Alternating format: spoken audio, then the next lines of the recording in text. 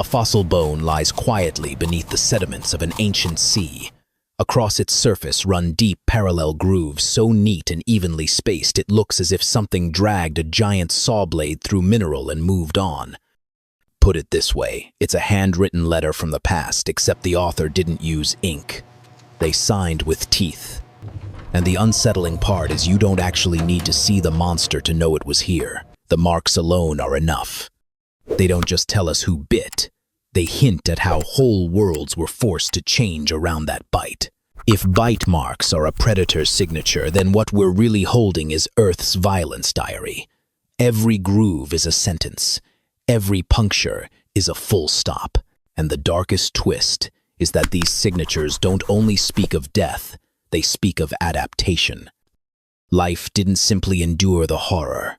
It learned it, then evolved around it. To read that diary, you only need a simple decoder. Ancient tooth marks come in a few recognizable fonts. Serrations carve crisp saw-like cuts, often written by very large sharks. Cone-shaped teeth punch deep holes, pin prey, then yank back classic marine reptile style. Crushing bites leave blunt dents and spiderweb fractures as if bone was pressed under brutal weight.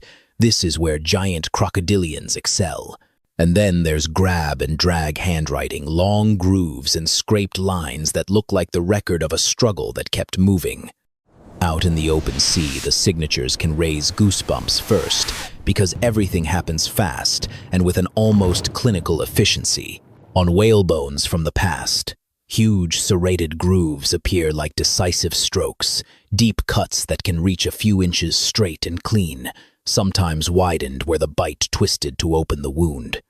The spacing between the marks can sit around 2 to 3 centimeters, suggesting a mouth that was never designed for subtlety. Fossils discussed from places like South Carolina and Peru have shown patterns like this on ancient cetacean bones with damage that reads like a predator built to cut deep and end the argument quickly.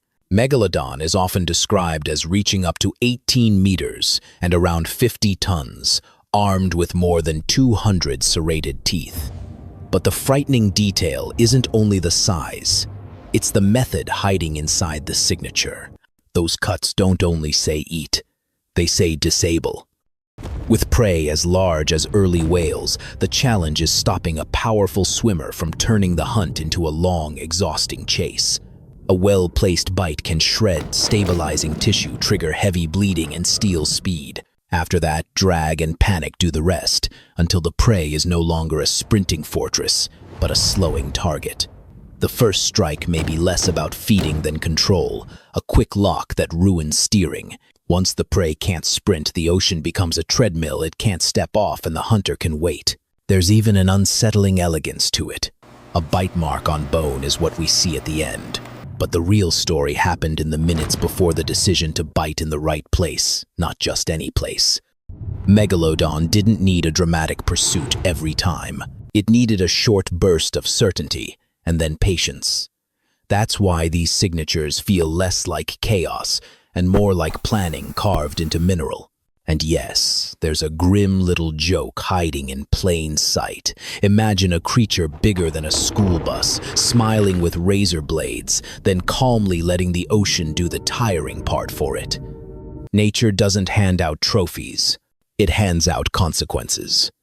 Once the serrated saw style becomes familiar, the sea offers another handwriting that hits differently, one that doesn't slice so much as it tears away. Sometimes a mosasaur jaw or skull turns up missing a chunk of face, as if a section was ripped off in a single violent moment. The edges show deep punctures and tearing damage, radiating outward, stab down, lock in, then yank. This cone-tooth script often points toward Prognathodon, a mosasaur that could reach around 12 meters with a jaw built to grip, twist, and remove pieces rather than neatly carve them. The truly chilling part is what comes after the bite. Some fossils discussed from Angola suggest episodes that look like cannibalism mosasaurs, turning on their own kind, and in certain specimens, the bone shows signs of healing. That single detail changes the whole mood. It means the victim did not vanish instantly. Somewhere in the late Cretaceous Sea, An animal carried the aftermath of a face-damaging bite and kept living, still hunting, still breathing, still surrounded by predators that do not care about your personal recovery story. Survival doesn't always look heroic. Sometimes it looks like a wound that never really stops being part of you. From the open sea, the story drifts toward the thinnest border between worlds, the shoreline. This is where one wrong step can turn strength into disadvantage. And here we find a signature that doesn't need sharp edges or elegant technique. It only needs pressure. On hadrosaur bones and on the shells of large turtles, the damage can appear as deep, blunt depressions with fractures spreading outward like a cracked windshield. Some reconstructions put bite forces in this category up to 10,000 pounds. This is crushing handwriting, blunt and confident. This is the territory of Deinosuchus, the giant crocodilian of the late Cretaceous, commonly described around 10 meters long and roughly 10 tons in mass. Fossils discussed from places like Texas and Georgia include bite marks on duck-billed dinosaurs and on big turtles' damage that fits a predator built for crushing rather than slicing. Deinosuchus doesn't need to outrun you. It needs you to step into its world where water erases your advantages and mud steals your options. Silt clouds vision. Mud steals traction. A large herbivore lowers its head to drink, doing something as normal as breathing, and the physics begin to shift. On land, size can protect you. Step down even 20 centimeters, and the same size starts turning into an anchor. Your feet sink. Your balance softens. Then the jaws slam shut and the signature appears, not just a grip to hold, but a crush to break structure. If the prey fights, the classic crocodilian roll turns resistance into mechanics. The shoreline becomes a trapdoor between two ecosystems. Leaving that muddy edge behind, we step onto dry land where bite marks often read less like a clean execution and more like a report from the scene.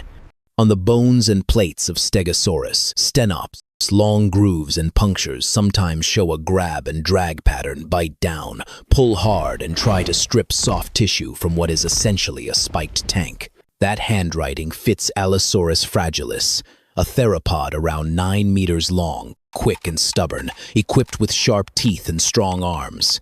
Fossils from the Morrison Formation preserve the evidence of messy encounters, bite marks on Stegosaurus plates, and injuries on Allosaurus that line up with the business end of a stegosaur tail. This isn't a quiet meal. It's a brawl with an armed opponent. In popular reconstructions, Allosaurus is sometimes given a sprint around 21 miles per hour, fast enough to dash in, bite, yank, and retreat. But misjudge the distance once, and the hunter becomes the injured party. The marks tell you something simple. Hunting on land is expensive, and the receipt is written in bone. As the diary continues, the signatures start to smell faintly of politics. On the skulls and jaws of Tyrannosaurus rex, punctures appear with spacing around 10 centimeters consistent with tyrannosaur teeth, and in some cases the bone shows healing. Some discussions suggest such marks appear on more than 50% of adult skull material in certain samples. In plain terms, the attacker and the victim often shared the same name. Famous specimens from places like Wyoming and Montana, including Sioux, are frequently mentioned when people talk about facial bite wounds that healed. Some reconstructions put bite forces in this category up to 10,000 pounds. The idea of apex predators biting each other with that kind of hardware turns the page darker all by itself. Here, the signature isn't written purely in hunger. It's written in dominance, territory, status access. Teeth become social language. Not, I want to eat you, but I want to outrank you.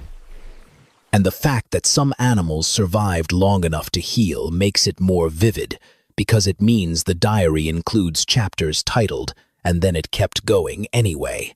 Then comes a final turn that leaves a different kind of silence. Some of the most famous bite signatures don't come from giant monsters at all.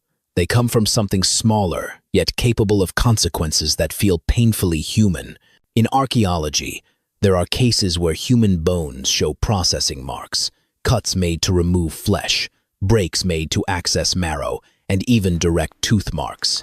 Sites such as Gough's Cave and Grandolina are often discussed with remains around 15,000 years old, bearing this mix of cut marks and tooth marks, evidence often discussed as cannibalism tied to survival, ritual, or both. The cut and break patterns read like butchery, including cracking long bones for marrow predator logic but human-made. At that point, the famous bite stops being a monster story and becomes an uncomfortable mirror. Who is truly frightening when the species with the biggest brain also leaves signatures on bone that resemble the rest of nature's handwriting. Taken together, these signatures sketch an evolutionary portrait of violence. Otodus megalodon is serrated speed in the open ocean. Prognathodon is puncture and rip with the added horror of turning on its own. Deinosuchus is crushing force at the shoreline where 20 centimeters can flip the rules of life. Allosaurus and Stegosaurus leave the drag marks of a brutal land struggle where prey fights back.